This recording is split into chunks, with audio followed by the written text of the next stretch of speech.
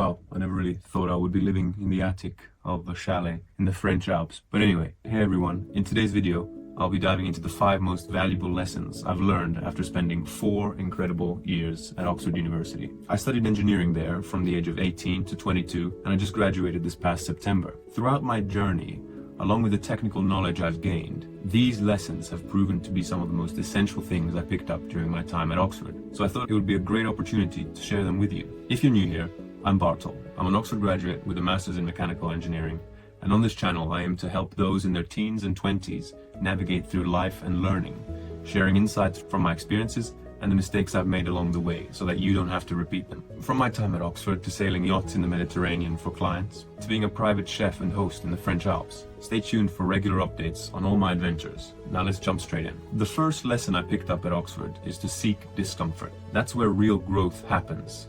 I like to call this the discomfort zone. It's crucial to keep an open mind on opportunities that come your way. Instead of brushing them off, ask yourself, what if I said yes to this? What could come of it? As Albert Einstein once said, a ship is always safe at shore, but that's not what it's built for. Sticking to our comfort zones can hold us back from reaching our full potential. For me, this was clear in my second year when I decided to join the university water polo team. I had played water polo growing up in Croatia, but the idea of joining a team at Oxford just had never crossed my mind. It was only when I was walking through the freshers' fair in second year that I stumbled upon the water polo stand, and I decided to give it a shot. And honestly, it turned out to be one of the best decisions I've made at university. Even though I didn't stay long due to workload piling up and having to focus on studies, I met some amazing people and got to play a sport that I loved. It's funny to think now that I almost didn't join at all. So don't shy away from discomfort. Dive into the opportunities with full force. Same as this, somehow I'm in France now, which I never really thought I would be, just because I said yes to a chef job in the French Alps. Next up is the importance of being kind to others. This isn't just about being polite, it's about being genuinely caring. Channeling kindness in all of our interaction builds our integrity and character. A small act of kindness can brighten someone else's day and even your own. At Oxford, where everyone is typically stressed about their work, a little kindness can go a long way. There's a beautiful quote from the Buddha which says, thousands of candles can be lit from a single candle, and the light of the candle will not be shortened. Kindness is free and can create a ripple effect of positivity. And although it seems obvious, there are a lot of people that you run into in day-to-day life that seem quite unhappy.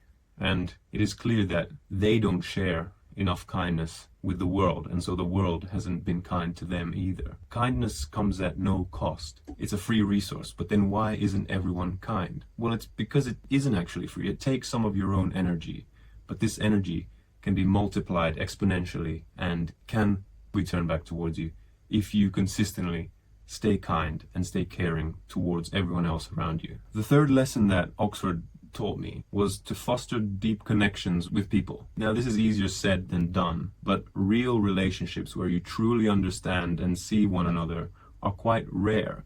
They require a level of vulnerability, and work has to be put in to achieve this stage. Building these connections takes patience, but they're the conversations that matter the most and can profoundly impact both you and the people you connect with. I wish I had the courage to initiate deeper conversations with more people at university. Too often I stuck to superficial chit-chat instead of exploring the richer depths of those potential friendships. What I wish I did sooner was to not be afraid to take the first step. It can open doors to meaningful connections, and most of the time the person I was sitting next to in lectures wanted to get to know me as much as I wanted to get to know them, but we were just both struggling with that first step of saying hi and starting the conversation. And again, this goes back to the second lesson of being kind and caring. It takes a little bit of energy, but it goes a long way. Moving on, once you've thought about being kind and caring towards others, the most important thing I learned at Oxford was to be kind and caring towards myself. And this was taking care of my own health and well-being. This really was the foundation and is the foundation of everything you do in life. Sleep, nutrition, exercise should never be neglected or deprioritized. I regret the times during my degree when I didn't prioritize self-care and I sacrificed physical and even mental health for academics or socializing. I learned the hard way that when you don't take care of yourself, everything seems to fall apart. But when you do take care of yourself, everything seems to fall back in place. These days, I make sure to prioritize my training alongside my studies, and it's been a game changer. The fifth lesson that Oxford taught me was that the biggest rewards often come from our most significant commitments, which seems a bit obvious, but it's true. It's true, and we tend to forget this. It's about diving into something fully and sticking with it long enough to reap the rewards. Think of it like compounding value over time. Whether it's your degree, sports, or musical pursuits, the things you invest your time into will bring the most fulfillment. I realized that dabbling in many activities didn't really bring me joy.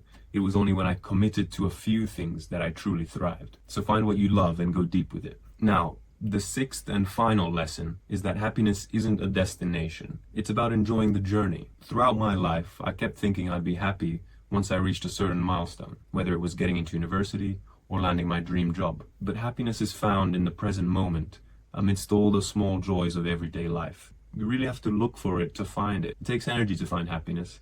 It doesn't come by itself. There's a quote by Confucius that I really like, and it says that roads were made for journeys, not for destinations. So embrace the journey and relive those moments of beauty and connection, as in the future, when you go back through these roads of time, you will really enjoy the journeys you've had rather than the destinations. Lastly, embrace your evolution. Don't be afraid to change. It's easy to cling on to who we were or who we perceive we're meant to be. But growth requires us to let go of the past version of ourselves. If we want to truly evolve, we need to open ourselves to completely new experiences and ideas. Like in the past, where someone was first a student, then a soldier, then a philosopher, and then they joined the Senate. There are seasons and chapters of life. And the modern way of thinking of a career, of going to university and then entering a 40-year career, is just one opinion and one way of living. It just happens to be the one that most people choose. But as soon as I realized that this prescribed method wasn't law and was just an opinion, I realized that I could do anything with life. And despite some people that could be upset by me not going straight into a career after finishing my engineering degree, there are some things which will happen by themselves, and everything happens for a reason. So just enjoying every part of the journey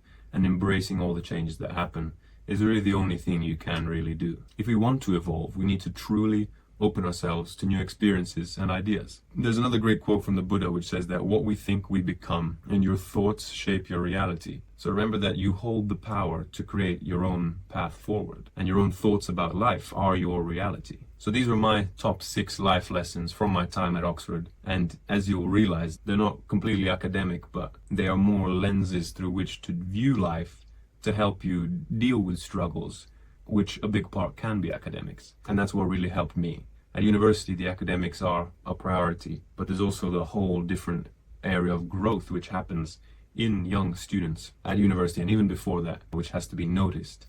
So there's growth in 2 types of ways as you're going through life, in academics and then in everything else, which sort of shapes the way you view your academics. So they're both as important, if not the non-academic growth is more important than the academic one. So I hope you found them useful and interesting, or even just entertaining. If any of these lessons particularly resonated with you, or if you have any of your own to share, I'd love to hear them in the comments below. I read all of your comments, and I'm excited to exchange ideas and perspectives. If you enjoyed this video, you might also want to consider subscribing, or check out another one where I share my simple but incredibly effective method to study less but get higher grades. Anyway, thanks for watching, and take care of yourselves, guys. I'll see you in the next video.